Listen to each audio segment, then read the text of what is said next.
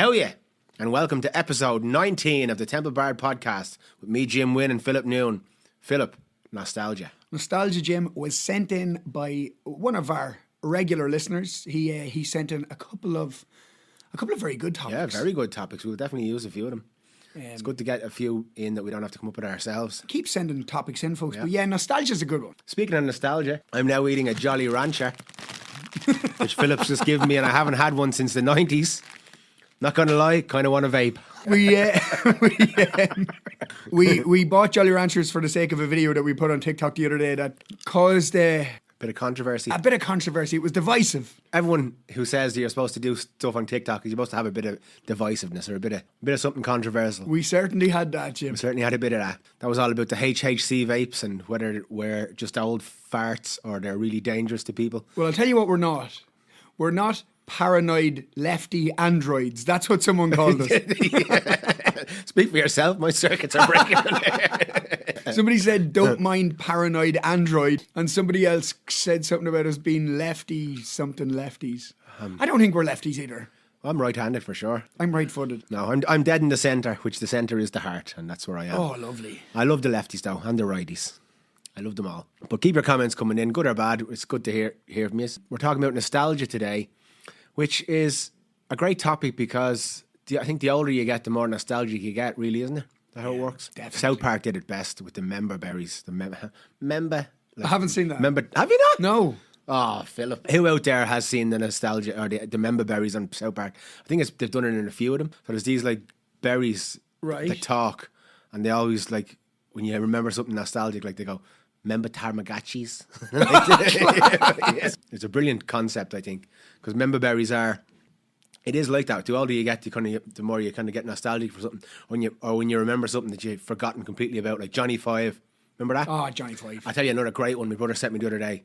Little Monsters. So, I've never seen Little Monsters, but I know what it is. I'm aware of Little Monsters, but I've never seen it. The fella out of the Wonder Years was in it. Right. So it was before... Kevin? Yeah. Remember the rumour before the internet that Marilyn Manson was the other guy in the Wonder Years? The boy with the glasses and the braces. No. There was a rumour that was Marilyn Manson. No way. Yeah. But then the internet fairly discredited it. But this was before the days of the internet. Yeah. And everybody was like, Marilyn Manson was your man from the Wonder Years. That would be epic. It would have been class, but it wasn't. Well, it could still be. So your man from the Wonder Years is in Little Monsters? He's in Little Monsters. I remember seeing it with my brother Simon. He sent me it. He's over here. He lives in Malta. He's over here at the minute. He sent it into the family group the other day and goes, only one person in here will remember this. It'll be James. And I went, Little Monsters, I remember that. It was a brilliant film. It was before... It's a bit similar to, Monsters, the Pixar.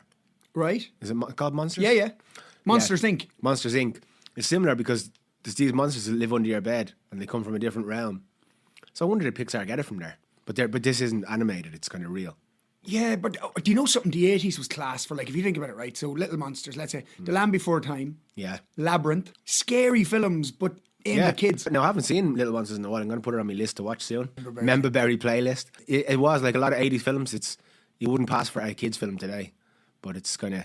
You wouldn't get away with it now? Apparently not. I can't remember really much more about it than the characters being all very scary. Back when there was video shops, you young people will not remember video shops. Do you remember video shops, Philip? So there was... Well, obviously there was the OG Extravision. Yeah. But even before that, wasn't there ones before that? There was Extravision, there was Advanced Vision. For you American listeners, there was Blockbuster. And then we had one in Ireland that doubled as a sunbed, and it was Chartbusters. That must have been a later one, was it? Chartbusters, you could go into Chartbusters and you could rent a DVD or a PlayStation game, but it had sunbeds as well in it. Yeah, allegedly. My video shop memories don't go back as well. With the kids, there was video. They got the end with the video games now, but I just remember you could rent the tapes. Oh, I lived out the country, obviously, in Culchie Land, outside the Pale. Yeah, outside the walls. Beyond the walls, folks. We used to have a man in a video van used to come round. Oh yeah, I've seen that. He used to come around the street with a like a hi-ace, and it was full of videos. Yeah. We went to the Gaeltacht before, to do Irish, and there was a fella who did that. You had sweets and videos, and you'd go around.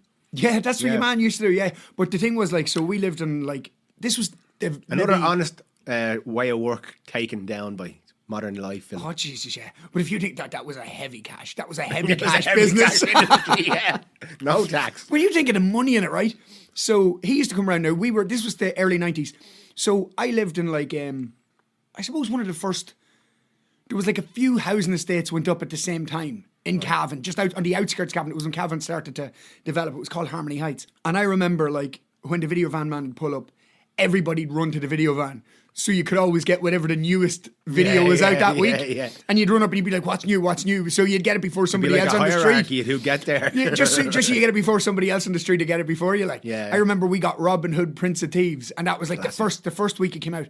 But if you think about it, right, he was buying them videos for let's say £12. Yeah. And he was renting them out for maybe £4 or £5 a week. He'd make a fortune on a video. in like. perpetuity. Yeah, Robin Hood, Prince of Thieves. That was a huge film and song. Was it? 94. Yeah, that was one of the biggest. 56 weeks at number one. Was Bryan Adams' big introduction Everything- to this part of the world? Anyway, he had big albums before, maybe in Canada. And Summer of 69, I think, would have been a big one, was wasn't that it? before that? Ah, yeah. I think that was the 80s, wasn't it? Oh, was it? That was the 80s, Summer of Okay. 69.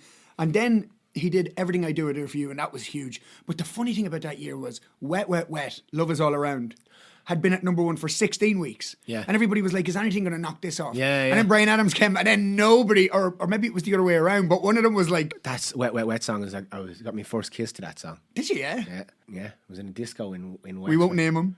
No, yeah. His name was Caroline. I've written a song about it. Actually, going to be releasing it at some stage. Called Caroline. It's kind of a song imagining I'd never kissed anybody else, and we ended up together. Right. From that moment, like it was like a thought experiment. Was it a disco or was it? Yeah, it was like a kiddie disco. Right. Where like During the slow set. during the slow set. Oh, nice. Bring back the slow sets. Her friend came up and tapped me. Will you shift me, friend? And I'm like, oh, okay. You know. Do you ever do that thing, will you shift me, friend? And you'd be like, no, will you shift me? Yeah, that came later. I didn't have the balls for that at this stage, Philip. I was new to the game. I was only 11 or 12. But it was, I remember that song. I feel it in my fingers. That's savage. I feel it in my toes. And I felt it in my fingers and my toes, Philip. Oh, remember your first kiss. So, funny enough, they've brought back adult discos now in town, in Dublin. Yeah? Where Tramline was, but there are over 35 discos. Oh, I've heard So of it. apparently you get a free glass of Prosecco on the way in. And they've got like, we're not making fun of it. Like we're just, it's just when we think about we're over 35 now. Used to give so- you a little cadet, a little bottle of cadet. we bought and a we packet of bought a meanies. score. And but yeah, and there's slow sets and all at the discos now. No way. Yeah. I love it. Man, that's probably from nostalgia. Because our generation now starting to remember. They went through all the club scene and now they're starting to remember the just how nice it was to have like a little slow set. And you know what it was? It was the innocence of a lot of it. Yeah. And you kind of feel like if I was to go back and do it all again, I'd do it so much better. Yeah. And that's probably what's in your head too. Like. Yeah. Well, it's always the same. Like we talked about it last week in teenagers, you can go back and you can see how you do things better, but you can never. Well, I'll tell you what we did do, right? Go on. So I was about 14 or 15 and boy bands were just exploding. Yeah. Like Five, Take That, Boyzone, right? And I bought these pair of white trousers, right? So I'm like 14, let's say, going to a youth, no, 15 to make the story sound a bit more, to make me not sound like an absolute delinquent. so me and two of the boys I'd say we were 15. We were going to a disco. We were on the bus. And I had these white trousers on, and we were like, right, we're going to get drunk. So we bought a bottle of Red Aftershock, which was like nearly £40 or something, right? Yeah, Jesus it was like Christ. nearly £40 That's one between way the to three go. of us. Yeah. So like, I think I had about £20 to go to the disco. It was £5 to get into the disco, Yeah. and I think we pooled the rest of the money together and bought this bottle of Red Aftershock, right? Did you get it from a fella in the van selling videos? So I'm actually not going to name the fella who got it for us, right? Because I'm actually not going to do it to him. He's a reform character. He's currently the Taoiseach of no, Cavan. no, he's just yeah. He's just the right man in the right place, at the right time. I just wouldn't do it. And so we bought this bottle of Red Aftershock, and we were drinking it in capfuls.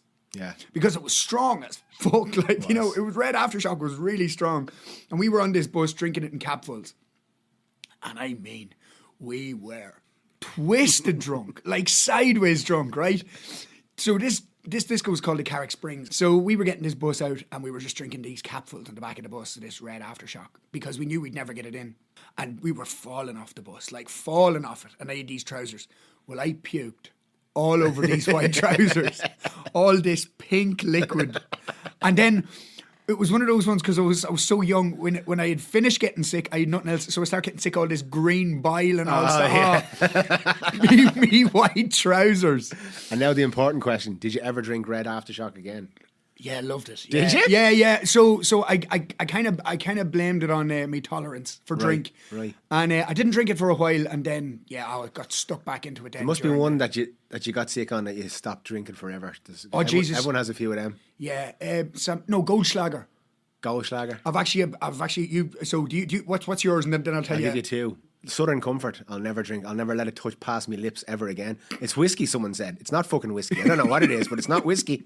The other one is cider. I used to drink cider all the time, and now I'll like if there's nothing else and I'm looking. I'd for still a drink cider on a hot day. Like I wouldn't even do that. I'd too many evenings on the toilet seat, you know. Just and then it just puts you off that drink for life. oh man, yeah. Go on, No, tell me so what was yours. no. So what happened was it was my first night in this band called Lightning Strikes. Right, it was my first ever gig with them, and it was a Christmas party in the Sleeve Russell in Cavan, and all these Christmas party nights were happening and everything. So I'm trying to make a good impression with the band or whatever. The drummer was going to drive me home in his van. So it was like, right, I won't have a drink tonight.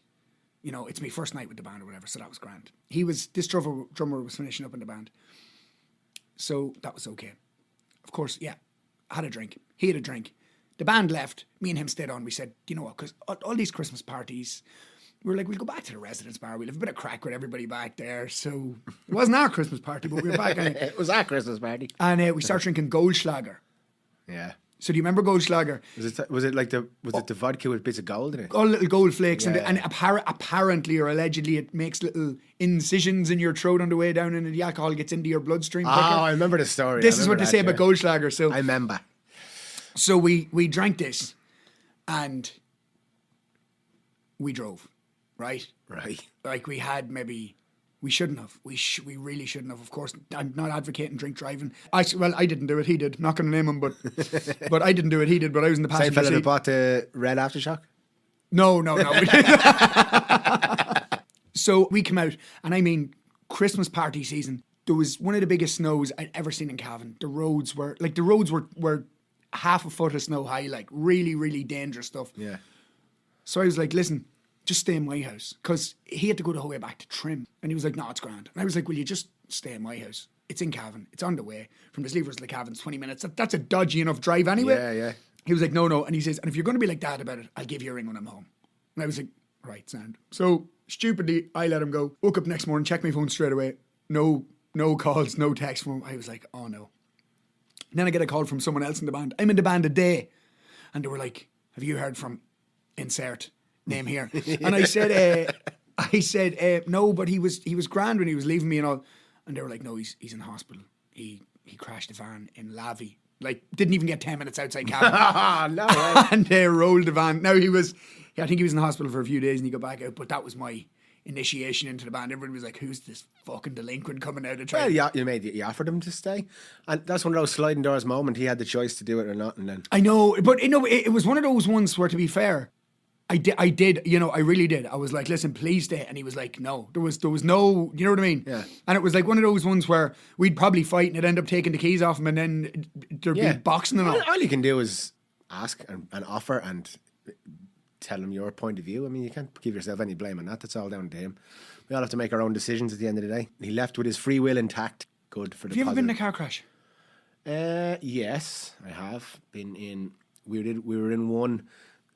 I won't name them either because We're going to call this episode Anonymous. yeah, anonymous. But there was one good mate of mine, and back in the day, before we were old enough to drive, he used to like take his sister's car and knock up to me, and we'd go like up the back roads. And one time, the sister found out and followed us in another car, and he was speeding away, and he ended up flipping the car over, and it. Were you in it? Yeah, we were both in it. And it flipped over onto the roof and it started spinning around like this. And his side was crushed and my side was not. And I was wearing a seatbelt and he wasn't. And he landed over your side. So the fact, if he had been wearing a seatbelt, He'd be probably dead. would have been crushed. Yeah. And if I hadn't have been, I probably would have been badly hurt. So it was one of those, the universe is looking out for us. Jesus type of thing. Christ. That was the worst. And then there was a few other times when there was cars in the hands of irresponsible people that I happened to be in. So there was a few little dings and stuff. As far as me driving, I've been lucky enough not to have anything except a little, like maybe a little touch off a wall or something. But other than that, no. But there's been a few hairy moments with other people at the wheel for sure. I've noticed on a lot of podcasts now, especially a lot of other podcasts, a lot of their ads are based around drink and drug driving, which is really good to see. This isn't an ad for drink or drug driving. We're just saying it's an ad for not drinking and drug driving. We're just saying don't fucking do it. Well, But, we weren't drinking on drugs when we flipped that car. To be fair, we were just teenage gobshites, teenage dirtbags. You could say Teenage Philip. dirtbags. Check in last week's episode to find out more about teenage dirtbags. Yeah, which we last were. week's episode is doing very well. Thanks a million to everybody listening. As we said before, dropping out a review. Send us a wee message in the chat box, whatever you want there, whatever you'd like to hear, or however you want to get involved. It's great to know there's people listening. It's great to see it grow and we're not just shouting into the void. But there's also these things we've started doing now. We're creeping up the charts. We're creeping up the podcast creeping up the podcast charts. We won't get into the top of the music charts, but we'll get up the podcast charts, Philip, one of these days. Blind Boy Boat Club, we're coming for you. Yeah, we'll smother it with your own bag. But yeah, we're starting to start putting polls. There'll be a poll on Spotify anyway. So like, if you're watching this on Spotify now, if you just scroll down the screen, there should be a poll right there. Yeah, and we don't know what it's going to say. We don't know what it's going to say yet. It'll be something to do with whatever ties into this episode. But we're going to start doing them just for a bit of something to do while you're listening. Speaking of nostalgia, in your teenage years, were you confident? Were you able to walk up to a girl or no? Absolutely not. I remember, when we spoke last week about like some of your trauma or like what would you call your cringe moments. Yeah. I remember specifically, like, I was in a kiddie disco with one of my mates and, he was good with all the girls. Right. And, like, he was good with all the girls. He had Zach Morris he was posters. Zach He Morris. is Saved by the Bell posters on his wall. I was like the tagging along fella behind. And, like, he's just started randomly asking random girls to meet me. Like, and 2 or 3 of them said no. And he just said, one of you has to meet him. And one of them says, he must be desperate. And I was just sitting there going, like, I wanted the whole ground to swallow me whole. And I think I was, 14 or something like that. Well, it used to be one of those things where I'd cringe. Now I look back at it and realise that it was an opportunity to grow. But oh, Jesus, yeah. Yeah, like they all are. What's happened to me now, I don't know if it's nostalgia, but I have these flashbacks to, like, random moments that have no, like, it's not, like, traumatic or special. But I just have these flashbacks to random moments, like in life where I was a kid or a bit older. Like have a moment like someone's granny saying, "Come in," when I was standing beside a tree when I was 6 or something. And it's just these weird moments, and it all happened since I had all this spiritual stuff happen to me. And I've been thinking about what it is. And what I've noticed is, whenever I think back, it's not me as a kid remembering it. Like if you talk to me when that memory happened, I would be like a kid. I wouldn't be able to explain it. I'd talk like a kid, like a kid. No, sorry. Can you explain that a bit, just so I can? So when you right, let's say your memory now is of you, and you're thinking of yourself as a child at 6 years old. Yeah, it's not me even thinking of myself. It's me just remembering something happened. You remember being somewhere. I remember being somewhere. But you have an adult consciousness instead of a child's consciousness. I just have the same consciousness, is what it means. Oh, okay. We're always the witness because we're not the child grows. That's the ego part of us grows, but the witnessing consciousness, the awareness, is always the same thing. That's what I get from it. Like it's a reminder for me that all through my childhood, as everything happened, I'd be a different person if you talked to me at any of these stages. Yeah. But I was always the witnessing consciousness watching it. Okay. You know what I mean? It's just one of those things like that shows me that you're not your thoughts. Another good one I wanted to say to you, actually, I thought of it during the day. I think it was Eckhart Tolle said it. Whenever you think... He's brilliant, yeah. One of the best. Whenever you're thinking of, you're overthinking, or we identify with our thoughts, you take a minute and take a breath and imagine your thoughts coming out of like a mouse hole in the corner of the room. And if you were your thoughts, why can't you predict what thought's going to come out of there next? Because you can't, like, it just... If you sit there and think of it and watch it like it's going, your next thought's coming out of that hole, you can't predict what it is because you don't know, because it's just not a random, but it's a vibration, like a distortion coming through, and we're just here to witness it and react. That's mad. Yeah, it's a great. Actually, one. Funny enough, right? Do you know when you have a memory? Yeah. Right. this is mad because I've read and I've kind of looked at this from different perspectives, right? So my memories are a lot of them are in still pictures. Right. So a lot of my memories, like I can't feel, can you feel your memories? Like, can you feel a memory? When I have a memory, like if I think of my earliest memory, I'm like 3 or 4 years of age and I'm in a house and I can see a television. But it's almost like a still image as opposed to something that happened. Yeah. Well, I think that's kind of similar to what I was talking about. It's you're the witness. So the emotions at the time aren't as easy to access because they were then. This is now. Everything's always now, but that was that point. So when I think of early memories, like my ma leaving me at school, and me for the first time, and me screaming after her and crying, and the principal giving me his keys to mine and stuff like that.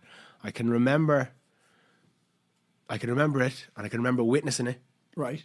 More as an out of body, like from above myself, more than through these eyes. Yeah, I get you. But feeling the emotion of it, I would say, not that time. But when I tell you like a random memory it comes to me, I do kind of feel like I can kind of. Can you smell anything? Sometimes like a smell can bring you back. Or I know a smell can bring you back, but like in your memories, do you have any senses in your memories? Because I've spoken to people and in their memories, they have senses, so they can remember being somewhere and they can almost smell it or taste it as like some of them salivate like. Yeah. No, not really. No, deja vu's happened to me a lot, like as well. Deja vu's happened to me. Now I think of them as like crossing the streams in Ghostbusters when you hit a point that you planned to hit maybe before you got here.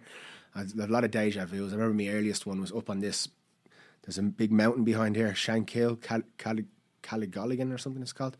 But I was up there when we were 4 or 5, and there was a group of lads up there, and one of them said, after climbing up on a hot summer's day, he goes, it's lovely up here, it's lovely and cold. And that, like, maybe 15 times a year runs through me like it's happening again. No way. Yeah, it's mad. It's mad you should say that, right? But this is a lot funnier than just a deja vu. So the night before last, I did a gig I've done a gig in the same pub in Dublin 2 nights in a row. Yeah. And near the end of the night, 2 nights ago, this guy, a balding gentleman, he was a bit older, he walked into the room and he was down the back, and it was quite quiet the night before last. And he walked in and he kind of looked around and he just walked straight back out the door. Right. So I was like, okay. Last night the place was bouncing. And with about 10 minutes to the end of my gig, the same guy walks in the same door, right? Only he had 2 people with him this time. And he looked around and they went over and they sat on a table, like close to me. And I was finished the song and everybody was kind of talking. And I said over the microphone, I said, sorry guys, where are you from? And they said, Poland. And I said, can I ask you a question? I said, did you guys come in last night, walk straight in that door and turn around and walk straight back out? And the woman and the man looked at each other, the other 2, and they went, no. And I went, okay. And they went, but he did. And I went, oh, Jesus, thank God. I was like, thank God. Because I thought I was losing my mind. I was like, that fella did that 2 nights in a row. Imagine they just said to you, who are you talking about? Where, there's just only the 2 of us here. Our friend died last night. He was last seen in here. And then they took out a keyring. Yeah. We always go in memory of our best friend. This is him. Yeah. Is that him? Oh, shit. That's you know. But it was just the way it happened. Like when he walked in, I was like, I swear to God, I freaked out. I was like, no way is this happening twice. Like, yeah. Because the chances of walking into the same pub in Dublin, you have Around so the much same variety. time, yeah. So there must be staying in Temple Bar somewhere. That's actually, when you say that to me, it just makes me realise just how you're such a good crowd work person. Because if I saw someone walk in, walk out, and I saw them walk in the next day, I would never say anything to them like that. Would you not know? No, because I don't know. Again, it comes down to that, like, fella sitting behind there getting asked to meet the girls. You know, I'd be a bit shy about that, like, or something. I don't want to be rejected or something like that. I know it would never happen, but there's something in me like that stops me from doing that. Like, that's why I always tell you I admire the way you do it with crowds. Like, you can get people. But I think it's a coping mechanism too, more than anything else. Do you know what I mean? It's like, I haven't the balls to sit there and have a quiet gig for the night. Like, I don't have the balls. Yeah. I need the place bouncing. Yeah. Or I will aim for a tree with the car on the way home. Like, yeah, I know what you mean. I before I fucked up my voice, I was a bit like that as well. It'd have to be like balls to the wall. But now I would be nervous or bashful about like trying to start conversations with people to get the bar jumping. I do sometimes, but I wouldn't like if something like that. If I recognise someone that had walked out last night, I'd never say anything like that. But now I'm able to. Now when it is a quiet night, I am able to get through that like fairly harmoniously. So it's different strokes, I suppose. In nostalgia, so actually, just when we were talking there, and we were saying about courting early on, like like has that changed? Because it's all Tinder now and Tinder like Bumble and Yeah. like has courting changed? I suppose it has. And I'm going to pull this back to the dualities, folks. Say it, Jim. Say it, Jim. drink. The dualities are collapsing. Dualities are collapsing. Have a drink. So before, back in the day, you'd meet your significant other either on the same road as you Yep. or in the local pub. Yep. And that was how everybody met, or in a social setting, or with the same social people, and that's how everybody met. And now, as the dualities are collapsing, you can meet someone from across the world who's just in Dublin for a while, and that's slowly like all the consciousnesses. So it used to be all the consciousnesses were localized, and now you can meet someone from anywhere. Like my girlfriend now is from Germany. My son's half German, so that's something that probably wouldn't have happened even at the time I had my first kids. Yeah. You know what I mean? So I think that's in a way that's consciousness is collapsing on itself in a way that the world's becoming a smaller place. You can meet people from all over the place. So now, saying that, does that make it easier or harder to courtship? I don't know. Probably both, I would say. I did have a little while on Tinder myself, and it was easy to meet people. It wasn't easy to meet the right person, I would say. So it's funny as well you should say that, because the internet has made everything more accessible in that there was a time where like men and women could get away with murder, right? But now there are Facebook groups. Have you heard about these Facebook groups? Are we dating the same guy? No. So like it popped up, I think, in Chicago initially, and a girl will meet a guy and she'll have like a moment or a night with him or whatever. Yeah. And she'll post this picture on these groups. Are we dating the same guy? And then people will just tell right underneath what they know about the fella, like. Like one of those car you kept put in the car reg and it tells you there's never Yeah, been yeah, many it's- accidents it's been in. Like a vehicle check. Erectile dysfunction. But Annoying drunk. has mammy issues. That's mammy issues. We all have mammy issues. Leave us alone. No, but isn't it mad? That's like, crazy. And so the Dublin one has like 20,000 members or something. It's huge. There's now, Facebook groups for everything. Facebook's fucked now though. Like, When I do go onto it now, I've started following a few pages. Like, there's one called Find My Doppelganger. Harmless fun. Well, generally, but I saw a bit of war on it today. But like, so people put a photo of themselves, and then people post underneath it what kind of who do they remind them of or a thing like that. That was very niche groups. yeah, well, there are some people that look scandalously alike. Yeah, but not even people that look alike. There's people that don't look alike, but you can see they have the same vibe. They just have the same. I say they come from the same archetype as someone else I know. You know, they're all cut from that similar cloth. So I have this mad theory, right? Maybe you share it, but I believe that in the human species, I believe we have subspecies of the human species, right? So like if you look at some people look almost rodent-like, and then you can look at other people and they look like bears, or they look like, do you know what I mean? Or you look at someone else and they have like. So I think there are. Like it's the reason you'll find a lot of people. Did you ever see a fella going out with a girl and you're like, geez, they look very alike? Did you ever see that? Yeah. Did you ever see like a man and a woman going out together? And sometimes you're like, geez, they could be brother and sister. Yeah. I think that there's a certain attraction among certain subspecies of human beings. I swear to God. I believe this. Like, so because I've seen it a few times and I'm like, they shouldn't be with each other. What are mom and dad going to say? There's a mum and dad down the line there somewhere. Yeah, well, there's definitely like what I would say is, you know, I'd say nearly anybody, if you show me a picture of anybody now, I might not say they look exactly like someone or very like someone, but I would be able to say, I'd be able to give an example or two or three or more of where the kind of, you know, I can see something about them in someone else. And again, that's, you know, we're all because we're all from the same thing. Yep. We're all just like, we're all prisms.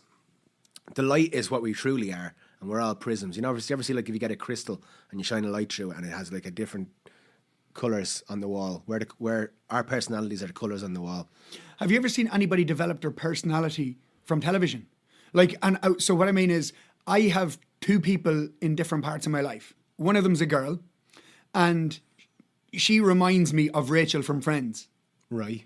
Right? Like her whole mannerisms, everything. And she would have been a huge Friends fan growing up. Could she be any more Rachel? Could you be? But this is what I'm going to say. The other guy, he's very Chandler-esque. He's very Chandler-like. Yeah. So it's strange because could at a certain point in your development, could you be influenced by a character, maybe even subconsciously, absolutely, into? Yeah. I think we're all influenced by everything, and to different degrees by different But then, things. why am I not RoboCop? Do you know what I mean? Like I've seen it at least 200 times. How do we know you're not RoboCop? Just, well, when I do go home. RoboCop was Irish as well, Murphy. Did you clean out the washing machine? Negative. What does he say when he has to kill someone? He says, Dead or alive, you're coming with me. "Dead or alive, you're coming with me. Spin cycle or dry, you're coming with me." So I'm going to let you in a little secret. Go. I'm considering going to LA next weekend for a day, right? What? There's a RoboCop convention on, and it's the first time that everybody from RoboCop is going to meet together since they made the movie in 1987. No way. Yeah. Flights are like €680. That's not too bad. It's grand. Yeah. For a once-in-a-lifetime thing. Yeah. Hotel for 2 nights. It's the 18th to 19th of October. I think I wouldn't be able to live with myself if I don't do it. Yeah. So I don't know. We'll What's have the to see. missus saying? That sounds like a great idea, honey. Well, she's after hearing about it right now, so... Yeah. You'll probably have to put in a RoboCop suit after she gets a hold No, of you. what we should do is just delay this by a week. And I'll be like, but no, I sure said it in the podcast. Yeah. I specifically referenced you, actually, love. Nostalgia is it's a strange thing because some people think of, like, a lot of people, I think it has a lot to do with how people get fanaticized by politics and stuff because they see the past as better. Whereas I don't think the past is better. I think life is more complicated now, but it's changing. It's like, it's changing so fast. Like I've told you, I don't know if I mentioned on the podcast before, you see like pictures online and it shows like a picture of a man with one eye and a motorcycle with one leg and a hook for a hand, and it says, "This used to be a man." And I'm like, so we prefer if our sons were off at war killing each other for rich people? It's just so silly. Like, people sensationalize the past, or they give it some sort of, like, back in my day. And to be honest, there's many things that happen now that I don't understand, like, or that make me go, Jesus, what's next? But also, there was loads of people my age when I was young who thought the same thing about what I was doing. We're now, I think, able to have more perspective to these things, to see the cycle as it's happening. And we have the choice, and everyone has the choice to accept it and see that this is the way. Nothing stays the same. We're in constant change. And I think it's getting better myself. Good stuff. I'm nostalgic for the future. Scottish Patter, the Facebook thing. Oh, yeah. It's class. Can he see? There was a picture. Can he see? Can he see? There was a picture, right? They put up on Facebook a few days ago, and it showed like 20 girls on bunk beds all drinking vodka, but there was one girl in the front of the picture who had a really elongated head. She looked like Jimmy Hill. Right. Someone put a comment in and goes, "That girl in the front can wake up and remember tomorrow." I know it's mean, but my God, did I laugh out loud. Jim, before we go, I haven't seen it, but you were watching it. Tell me the most outrageous thing Vince McMahon has ever done. Vince McMahon, I'll tell you. Well, I haven't seen it yet, but I'm just hearing outrageous there's stuff. awful beltness, but we watched I watched recently the Netflix series about. Should we leave it for another podcast? Because it's just very current. It's very current. Yeah. Okay. Well, it's basically, if you don't know who Vince McMahon is, he's the head of the WWE. He was this wrestling federation, but it goes into it. I think basically his life was crazy, and he took his family's personal lives and they put that into the characters that they portrayed. So he did some crazy things, and he's currently being investigated for some belledness. Like, him and P. Diddy are probably in the same cell. Right. It was a very interesting documentary, though, and I also watched the Menendez brothers one. Yeah, I saw a bit of that. Which is very good. And both of them, actually, I found were very a new way of portraying people. Like the Menendez one started off with one perspective and then went another way and then came back to another way and then ended up with a we don't know, which is true. So the Menendez brothers are releasing their own documentary on the 7th of October from their point of view. Oh, okay. Well, that's on Netflix, so that should be decent. Yeah, that's interesting. But yeah, I thought Did it was you see good. that song? That from the documentary, whatever it was that's awful, wasn't it's it? everywhere. It was fucking awful, though. Everywhere. It does remind me like of a TikTok kind of song. Though. So do you remember they did it with Was with Milli Dahmer? Vanilli, was it? Milli Vanilli. Yeah. But do you remember Dahmer? Remember the Jeffrey Dahmer one, the first one, and it was like, "Babe, I love you so." Do you know that? Yeah. And they just played it everywhere. Like, Did he really play it? Did he really play it at his parents' funeral? I don't know. Because that would be like, okay, no need for a try. Life in prison, you're gone. But I would highly recommend both Vince McMahon, and again, I don't watch wrestling, but it's very interesting business. Nostalgia, yeah. Brings you back. I watched it when I was a kid, and now I just love hearing about the business of it. Seeing how people... Royal Rumble 1994, Bret the Hitman Hart and Lex Luger going the Montreal screw job. Two of them went over the ropes together at the same time. Yeah. Unbelievable. That wasn't planned. Couldn't write that. But the Montreal screw job's in it. That's the most famous thing in wrestling, where Bret Hart got the... Oh, yeah. Leaving. Yeah. But He anyway, was told he was going to win, wasn't it? No, he was leaving to go to WCW. Right. But it had been Vince McMahon who'd set this up because he'd given him too big a contract. So he was told that he has to drop the belt before he goes, which is he has to lose to Shawn Michaels, but he hated Shawn Michaels. The two of them had a really big rivalry. So We love Shawn Michaels. We love Shawn Michaels. We were just watching that Think video I'm today sexy. of him at Blackburn Rovers back in the mid-90s. Yeah. Off his nut. Yeah. But what happened was Bret Hart said, I'm not losing the belt to him. So in the middle of the match, Shawn Michaels got Bret Hart in a submission move, and they just rang the bell without him, and pretended he lost. The Mr. McMahon, it's called. Well worth a watch. So folks, keep the requests coming in. Keep the topics coming in. Yeah. Drop us a 5-star review. Yeah. And vote on the poll below. We don't know what it's going to say yet, but have a vote there. Yeah. Which Menendez brother is better looking or something? So that's it, folks, for episode 19, Nostalgia. That was a viewer-requested episode. Thanks a million for getting it sent in, and send us some more. We'll see you next time. Sláinte.